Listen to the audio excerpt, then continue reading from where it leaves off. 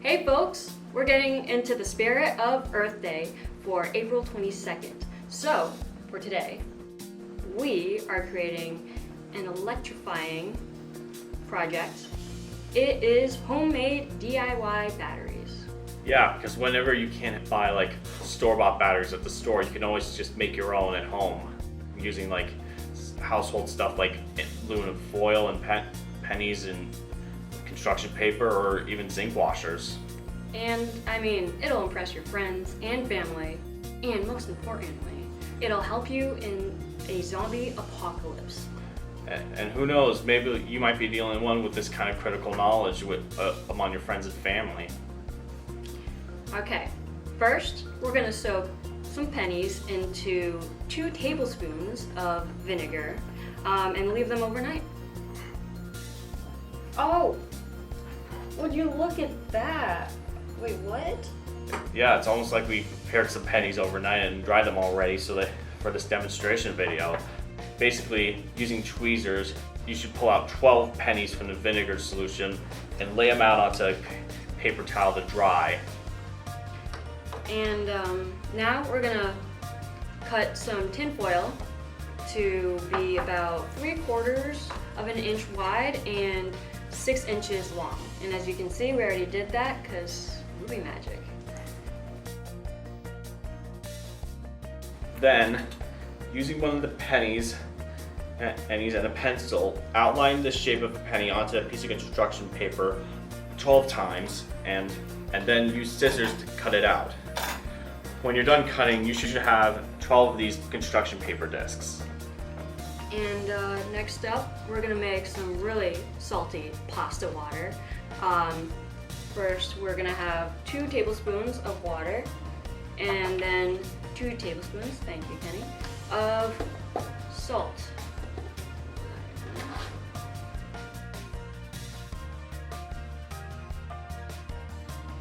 And you want to completely dissolve the salt in the water the best you can. Try your best. Alright, this is the best we can do. Alright, then after you made your salt water solution, take the construction paper discs you have and put them in the salt water. Let them soak for 1 minute. Alright. Now we just have to take that out and let it rest. I need something to rest this on. Do you want to do that? Okay. Once the cells are done soaking, lay them on a tray and let them rest and let them dry off. Just a tad. Yeah, just a tad, because we'll be using these rather shortly. And now, the time that you're finally waiting for has come. We are going to make the battery. So first, we're gonna have the tin foil pointing towards the center and then off to the side, just like so. And now we're doing the artistic side of science. Build our first cell of the battery. Take one of the construction paper discs down first, over the tin foil at the center, then place a penny over it. This is your first cell. And then you're gonna repeat that 12 times to just create a stack of foil or zinc washer paper penny discs or units. For the next 11 cells, do the following. Put a washer or aluminum foil disc over the penny. You can cut these out the same way you cut out the paper construction discs. Then put a second construction disc over the washer or foil. Then put a penny on top. Just like so. And that's 2 so far. This is number 3.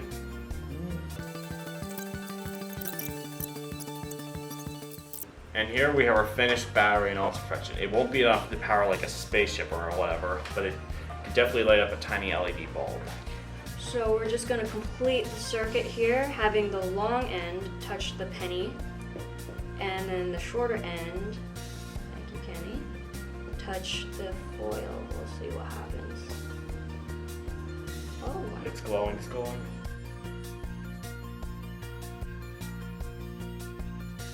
Well, hopefully you could see that in magnificent glow on the battery, glowing, which was brighter than our hopes and dreams for adulting. Thank you for joining us today. Kenny.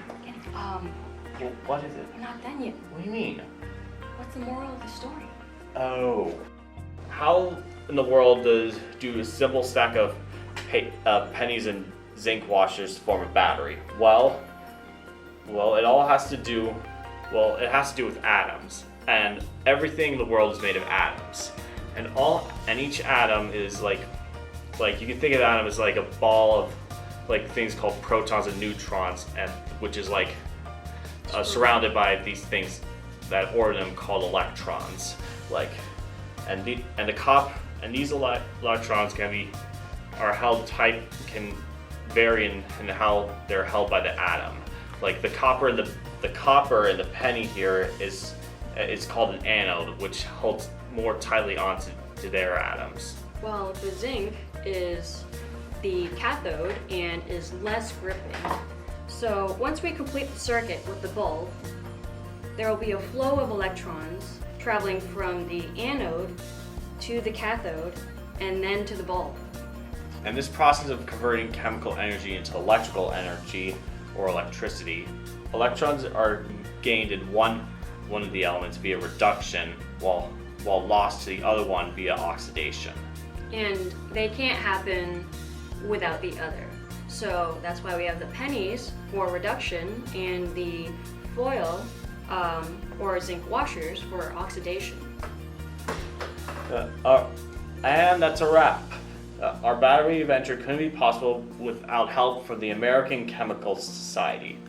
Thanks for joining us. I'm Madison Wan. And I'm Kenneth Schlegel, or I like to go by Kenny. Kenny. Don't forget to like and subscribe and follow us for more science shenanigans and Landmark College content. Until next time, Stay curious.